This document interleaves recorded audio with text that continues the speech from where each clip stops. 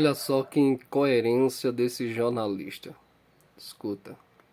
Mas se por um acaso eles forem olhar para a história de vida deles, ainda que sejam torcedores, eles vão olhar para trás, cara, e vão ver nessa temporada a história da derrocada do Botafogo.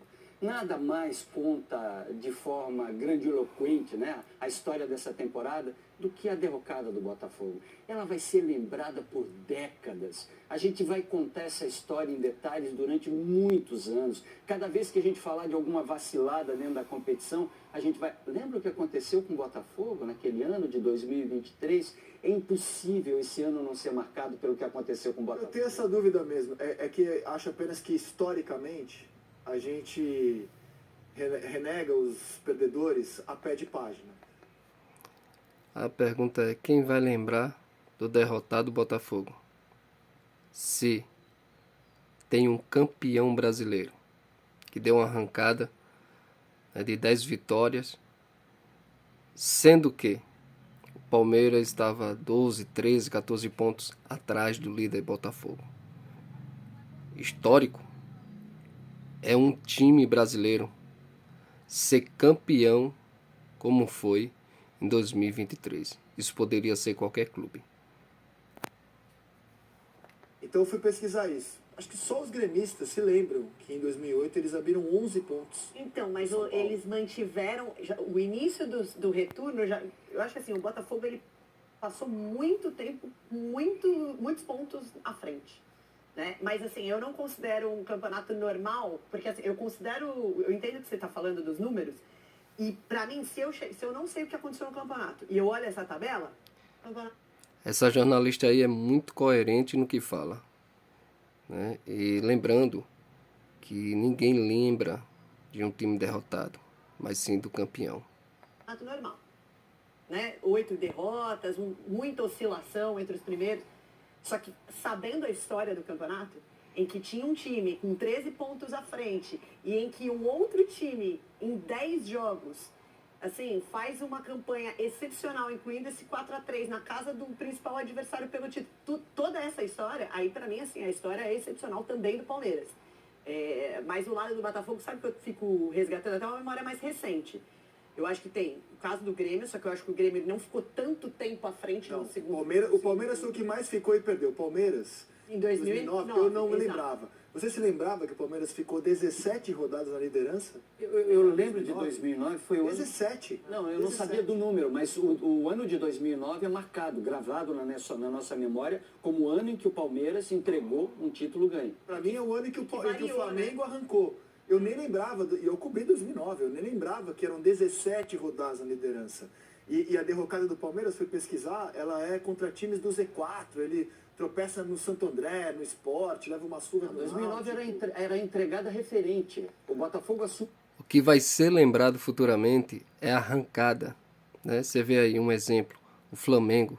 O Palmeiras ficou 17 jogos, ou melhor, 17, né, rodadas na frente. E o Flamengo, ele dá uma arrancada de vitória e é campeão brasileiro. Quem é que vai lembrar de um clube que perdeu a liderança, perdeu o campeonato, entregou, né, como diz aí o jornalista, entregou o campeonato, né, para outro clube? Não foi entregue, né, foi falta de competência, e do outro lado tem um time incompetente que deu essa arrancada para ser campeão, no caso o Flamengo, nesse ano, nessa data aí. Isso agora, mas você não acha que historicamente é noticiado como a arrancada do Flamengo, o título do Andrade, do Pet, do Adriano, e com o passar dos anos você vai falando menos da entregada do Palmeiras de 2009? Que é o que eu acho, futurologia. Acho que as duas Porque o ficaram Botafogo, como o Palmeiras naquele ano que terminou em quinto, o Botafogo provavelmente vai ficar fora até da fase de grupos da Libertadores. Aí você vai olhar a colocação final, pô, que time é esse que estava na mão e termina em quinto? Você sabe qual é a diferença maior, André? Quinto. E até o Palmeiras está sendo campeão. O Palmeiras está sendo campeão até com certa facilidade nessa reta final.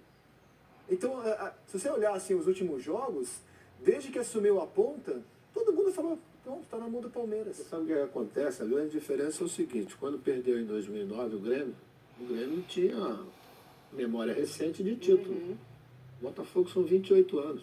Esse, para mim, é o grande problema, entendeu? Porque se o Botafogo tivesse sido campeão, sei lá, 2 anos atrás, isso aí ia passar meio que... Porque são 28 anos. Essa torcida, pelo primeiro turno que fez, e para todos nós aqui, praticamente era um campeonato encerrado. Só que o primeiro turno foi completamente fora da curva de todos os anos de campeonato de pontos corridos, né? Quer dizer, repetir aquilo ali é complicado. Aí eu volto para aquela minha teoria. E os 12 últimos jogos? Tem 10 que não vence. Né? Então você não pode vacilar exatamente nessa parte. Outra coisa a respeito do Palmeiras. O Abel talvez tenha, nesse título desse ano, uma importância maior. Porque ele foi arrumando o time, perdeu o Gabriel Menino, perdeu esse, perdeu o Dudu. Então, aí o que acontece? Você termina com um time completamente diferente que a gente não ia imaginar, né, que pudesse esse time sendo... Marcos Rocha, terceiro zagueiro. Não, o Rios, no meio campo, quer dizer, jogando com 3 zagueiros, trouxe o Luan novamente, que está jogando pra caramba. Quer dizer, eu acho que o dedo do Abel nesse título agora, ele tem que ser ressaltado, entendeu? Porque uma coisa é quando você tem Gabriel Menino em plena forma, Dudu em plena forma, todo mundo em plena forma, aí os caras resolvem por você. Quando ele teve que ajustar esse time, ele conseguiu ajustar no momento mais importante. E tem outro ponto, que talvez daqui a 20 anos a gente fale muito mais do Palmeiras que do Botafogo. Se o Endrick virar o que a gente acha que ele vai virar, 2023 será o ano da afirmação do Endrick. O brasileiro do Endrick. O brasileiro do Endrick, né? Inclusive a gente preparou um material para contar a história dessa arrancada do Palmeiras, né? Desses 10 jogos que levam o Palmeiras ao título, né? A classificação na 27ª rodada, quando isso não era falado, a possibilidade de o Palmeiras reverter a situação em que estava, porque o líder era o Botafogo na 20ª rodada com 58 pontos. O Bragantino era o perseguidor mais próximo, com 49. Aí vinha o Flamengo com 47, o Grêmio com 44. E o Palmeiras em quinto. Na 27ª rodada, você olhava para isso e chamaria de maluco quem afirmasse que hoje o Palmeiras era 99,9% campeão.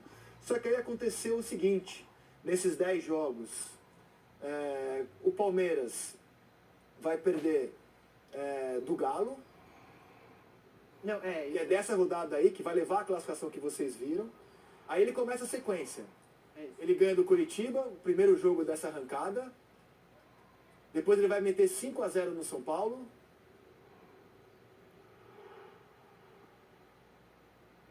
Aí ele vai ganhar de 1-0 do Bahia.